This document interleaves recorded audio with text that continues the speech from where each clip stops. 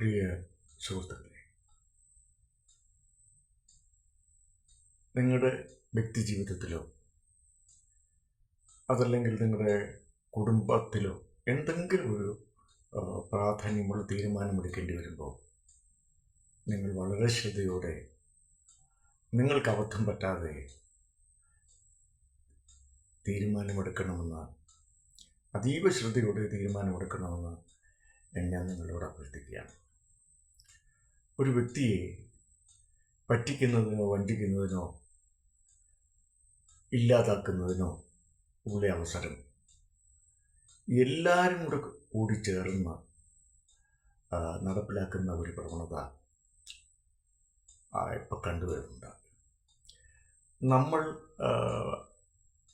വിശ്വസിക്കാൻ പോലും, അങ്ങനെ ചെയ്യുമെന്ന് വിശ്വസിക്കാൻ പോലും പറ്റാത്ത ആളുകൾ ഈ ചതിയന്മാരുമായിട്ട് ചേർന്ന്, അല്ലെങ്കിൽ ഇത്തരം ആളുകളുമായിട്ട് ചേർന്ന് മനുഷ്യരെ പറ്റിക്കുന്ന, അല്ലെങ്കിൽ വഞ്ചിക്കുന്ന, അവരുടെ ജീവിതം ഇല്ലാതാക്കുന്ന ഒരു പ്രവണത ഇപ്പോൾ സാധാരണ കണ്ടുവരുന്നുണ്ട്.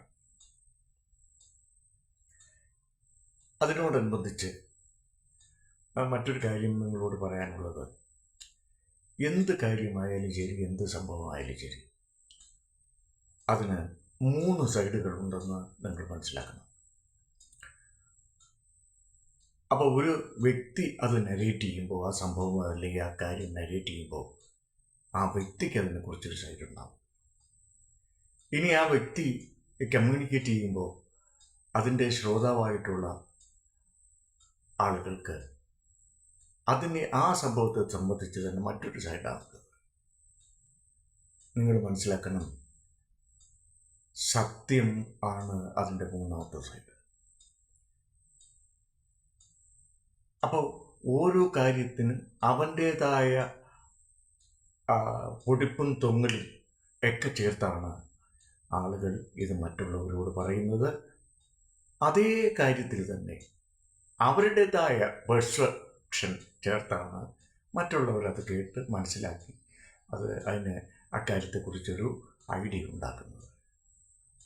നിങ്ങൾ മനസ്സിലാക്കണം, സത്യം അതിനൊക്കെ അപ്പുറത്താണ്.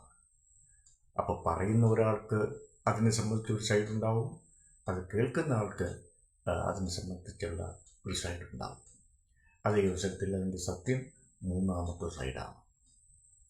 ഇനി ഇതുമായി ഒരു കാര്യം നിങ്ങളോട് ഞാൻ പറയാൻ ആഗ്രഹിക്കുന്നത്, ഒരു വ്യക്തിക്ക് കുറേ കാര്യങ്ങൾ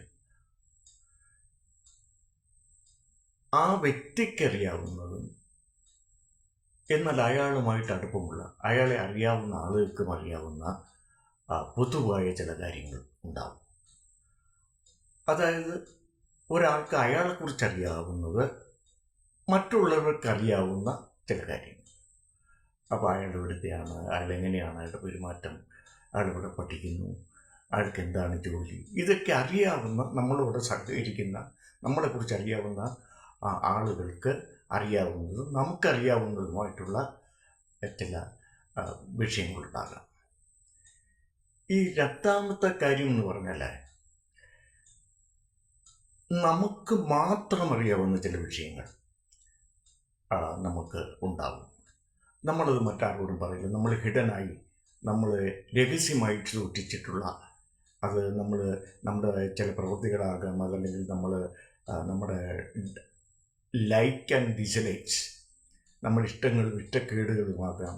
ഇത് നമ്മൾ മറ്റുള്ളവരോട് പറയില്ല, മറ്റാർക്കും അതറിയാനും പറ്റില്ല. ഇനി 3ാമത്തെ കാര്യം എന്ന് പറഞ്ഞു കഴിഞ്ഞാൽ, അതായത് നമ്മളെക്കുറിച്ച് അറിയാം, നമ്മുടെ വ്യക്തി എന്താണ്, ഞാൻ എന്താണെന്നുള്ളത് അറിയാം.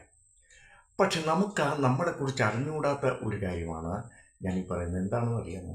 മറ്റുള്ളവർ നമ്മളെ എങ്ങനെയാണ് മനസ്സിലാക്കിയിട്ടുള്ളത്, അവർക്കെന്താണ് നമ്മളോടുള്ള മനോഭാവം.